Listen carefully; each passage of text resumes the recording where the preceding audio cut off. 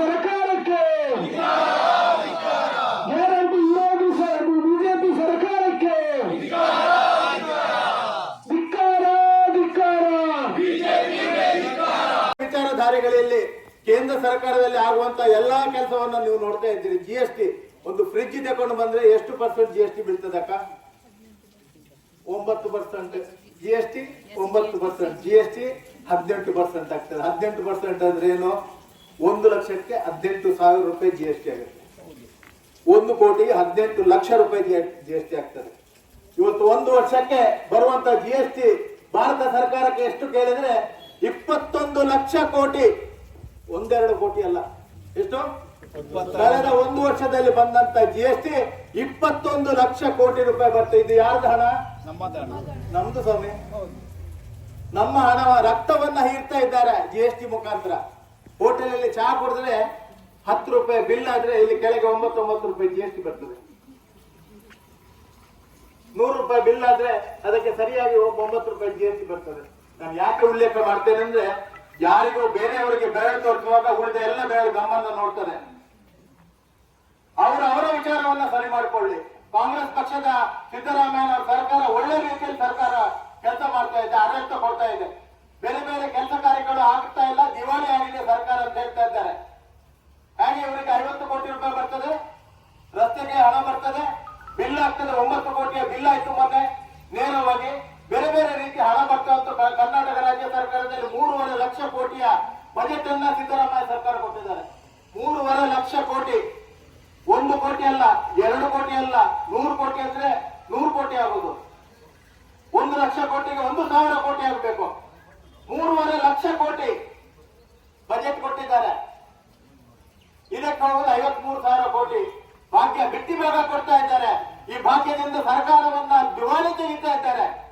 ಈ ಭಾಗ್ಯವನ್ನ ನಿಲ್ಲಿಸಬೇಕಂತ ಪ್ರತಿಭಟನೆ ಮಾಡುವವರು ಇವತ್ತು ಬಂದು ಮುದ್ರಂಗಡಿಯ ಒಂದು ಪಂಚಾಯತ್ ಕೇಂದ್ರದಲ್ಲಿ ಪ್ರತಿಭಟನೆ ಮಾಡ್ತಾ ಇದ್ದಾರೆ. ಇದು ಸರಿಯಾ ತಪ್ಪ ನೀವೇ ತೀರ್ಮಾನ ಮಾಡಿ. ನೀವು ನಾನು ಪುರಸಭೆಯಲ್ಲಿ ಇದೇ ಮಾತನ್ನ ಹೇಳಿದ್ದೆ. ನನಗೆ ಕೆಲವರು ಕೇಳಿದ್ರು ಪುರಸಭೆ ಒಳಗೆ, ನಾನು ಇದೇ ಮಾತಾಡಿದೆ. ಜನರು ಪಶ್ಚಾತ್ತಾಪ ಪಡ್ತಾ ಇದ್ದಾರೆ, ವಿನಯ್ ಕುಮಾರ್ ಸೊರಕೆ ಶಾಸಕ ಆಗುತ್ತೆ. ಯಾಕೆ ಕೇಳ್ತೇನೆ ಅಂದ್ರೆ, ಸುಮ್ಮನೆ ಅವರ ಮುಖಸ್ತುತಿ ನಾನು ಮಾತಾಡುದಲ್ಲ. ವಿನಯ್ ಕುಮಾರ್ ಸೊರಕೆ ಅವರು ಶಾಸಕರಾಗಿ ಕೆಲಸ ಮಾಡಿದ್ದಾರೆ. ಅವರು ಲೋಕಸಭಾ ಸದಸ್ಯರಾಗಿದ್ದು 2001ರಲ್ಲಿ 2001ರಲ್ಲಿ ಲೋಕಸಭಾ ಸದಸ್ಯ MP ಆಗಿದ್ರು. ಅವರು MP ಆಗಿರುವಾಗದಿಂದ ಕಾಪುನಲ್ಲಿ ಸಂಪರ್ಕದಲ್ಲಿದ್ದಾರೆ ನೋಡಿ. ಅಂದಿನಿಂದ ಇಂದಿನವರೆಗೆ ಕಾರ್ಯಕರ್ತರನ್ನ ಬಿಡ್ಲಿಲ್ಲ ಅವರು. ಅವರನ್ನ ನಂಬಿ ಯಾರ್ಯಾರು ಕಾರ್ಯಕರ್ತರಿದ್ದಾರೋ ಅವರನ್ನು ಬಿಡ್ಲಿಲ್ಲ. ಅವರನ್ನ ನಂಬಿ ಯಾರೆಲ್ಲ ಮತದಾರರಿದ್ದಾರೆ, ಈಗ ಮೊನ್ನೆ ಸೋತರು ಅವರಿಗೆ ಮತ ಹಾಕ್ಲಿಲ್ವೋ? ಮತ ಹಾಕಿದವರಿಲ್ವೋ? ಅವರನ್ನು ಬಿಡ್ಲಿಕ್ಕಾಗುತ್ತಾ? ಸೋಮವಾರ ಯಾಕೆ ಕೆಲಸ ಮಾಡ್ತಾರೆ ಕೇಳಿದ್ರೆ, ಅವರಿಗೆ ಅಲ್ಲಿ ಬಿಜೆಪಿ ಅವರು ಬಂದು ಅವ್ರ ಹತ್ರ ಕೆಲಸ ಮಾಡ್ಕೊಂಡು ಹೋಗ್ತಾರೆ. ಎಷ್ಟೋ ಜನ ನೋಡುದಿಲ್ಲ, ಅವರು ಯಾರು ಹೇಳಿದ್ರು ಕೇಳುದಿಲ್ಲ. ಕಷ್ಟದವ್ರು ಬಂದಿದ್ದಾರೆ, ಅವ್ರ ಕಷ್ಟದ ಕೆಲಸ.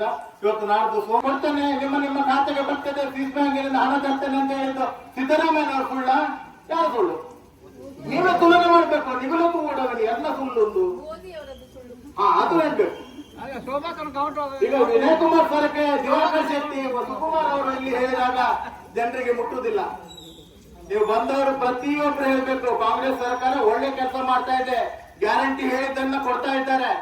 ಬೇರೆ ಬೇರೆ ವಿಚಾರಧಾರೆಗಳು, ಕೇವಲ ಗ್ಯಾರಂಟಿ ಯೋಜನೆ ಅಲ್ಲ. ಇವತ್ತು ಏನು ಗೃಹಲಕ್ಷ್ಮಿ ಯೋಜನೆ ಕೊಡ್ತಾ ಇದ್ದಾರೆ, ಗೃಹ ಜ್ಯೋತಿ. ಎಷ್ಟೋ ಜನರ ಮನೆಯಲ್ಲಿ ಕರೆಂಟ್ ಬಿಲ್ ಕಟ್ಟದೆ ಕರೆಂಟ್ ಫ್ಯೂಸ್ ತಗೊಂಡು ಹೋಗೋದಿದೆ. ಸಿದ್ದರಾಮಯ್ಯ ಸರ್ಕಾರ ಬರುವ ಮೊದಲು ಇವತ್ತು 40,000 ಖಾತೆಗೆ ಬಂದಿದ್ದಾರೆ ಅಂತ ಹೇಳಿದ್ದೇನೆ. ಯಾವ ರೀತಿ 40,000? ಇವತ್ತು ತಿಂಗಳು 20 ಆಯ್ತು ಮೊನ್ನೆ ಬಂದಂತ ಹಣ ಬಿಡುಗಡೆ ಆದಂತ. ತಿಂಗಳು 20, 1 ತಿಂಗಳಿಗೆ 2,000 ಅಂದ್ರೆ 20 ತಿಂಗಳಿಗೆ 40,000 ಖಾತೆಗೆ.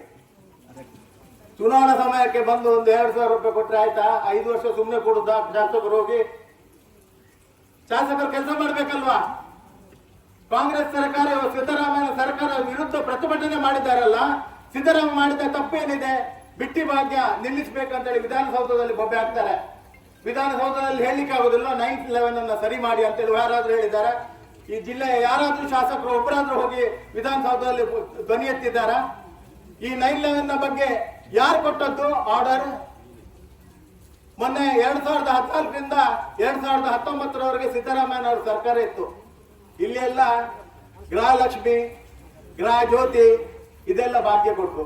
ಹಾಗೆಲ್ಲ ಭಾಗ್ಯ ಕೊಟ್ಟಿದ್ದಾರೆ. 8 ಭಾಗ್ಯವನ್ನ ಕೊಟ್ಟಿದ್ದಾರೆ ಸಿದ್ದರಾಮಯ್ಯ ಸರ್ಕಾರ 5 ವರ್ಷ. ಸಿದ್ದರಾಮಯ್ಯ ಸರ್ಕಾರ ಆದ ನಂತರ 19ರಲ್ಲಿ ಬಂದಂತ ಸರ್ಕಾರ ಕುಮಾರಸ್ವಾಮಿ ಅವರು ಮುಖ್ಯಮಂತ್ರಿ ಆದ್ರು, ಗೊತ್ತಿದೆಯಲ್ಲ ಎಲ್ರಿಗೆ. ಕುಮಾರಸ್ವಾಮಿ ಅವರು ಮುಖ್ಯಮಂತ್ರಿಯಾಗಿ ಕೇವಲ ಸ್ವಲ್ಪ ದಿವಸದಲ್ಲಿ ಒಂದು ಆಪರೇಷನ್ ಮಾಡಿಬಿಟ್ರು ಯಡಿಯೂರಪ್ಪನವರು, ಅಪೆಂಡಿಕ್ಸ್ ಆಪರೇಷನ್. ಅಪೆಂಡಿಕ್ಸ್ ಅದು ಯಾರಿಗೆ ಮಾಡಿದ್ದು, ಒಂದು ಆಪರೇಷನ್ ಯಾರಿಗಾದದ್ದು ಗೊತ್ತಿಲ್ಲ ನನಗೆ. ಯಾಕೆ ಹೇಳ್ತೇನೆ ಅಂದ್ರೆ ಆ ಆಪರೇಷನ್ ಅಲ್ಲಿ ಯಡಿಯೂರಪ್ಪನವರು ಮುಖ್ಯಮಂತ್ರಿ ಆಗಿ ಬಂದರು. ಈ 9/11 ಮತ್ತೆ ಬೇರೆ ಬೇರೆ ಸಿಂಗಲ್ ಲೇಔಟ್ ಇವತ್ತು ಪ್ರಾಧಿಕಾರದ ಎಲ್ಲ ಆರ್ಡರ್ ಅನ್ನ ಕಳಿಸಿದಂತ ಸಂದರ್ಭ ಅದು. ಬೊಮ್ಮಾಯಿ ಅವರು ಬಂದ್ರು, ಬೊಮ್ಮಾಯಿ ಅವರು ಕೊರೋನಾ ಬರುವವರೆಗೆ ಇದ್ರು. ಎಷ್ಟು ಕಷ್ಟ ಆಯ್ತು ನಿಮ್ಗೆ ಗೊತ್ತಿದೆ. ಇವತ್ತು 2019 ನಂತರ ಪುನಃ ಸಿದ್ದರಾಮಯ್ಯ ಬಂದ್ರು. ಪ್ರಾಯಶಃ ಇದನ್ನು ಹೋಗಲಾಡಿಸ್ಲಿಕ್ಕೆ ಬಹಳಷ್ಟು ಪ್ರಯತ್ನವನ್ನ ಮಾಡ್ತಾ ಇದ್ದಾರೆ. ನಾನು ಒಂದೇ ಮಾತು ಹೇಳ್ತೇನೆ, ಬಿಜೆಪಿ ಅವರ ಸುಳ್ಳು ಅಪಪ್ರಚಾರಕ್ಕೆ, ಸುಳ್ಳು ಸಂದೇಶಕ್ಕೆ, ತಪ್ಪು ಮಾಹಿತಿಗೆ, ಜನರನ್ನ ಬೇರೆ ಬೇರೆ ರೀತಿಯಲ್ಲಿ ಮೂಕ ಪ್ರೇಕ್ಷಕರನ್ನಾಗಿ ಮಾಡುವಂತ ಕೆಲವು ವಿಚಾರಗಳನ್ನು ನಾವು ಖಂಡಿತವಾಗಿ ಖಂಡಿಸಬೇಕು.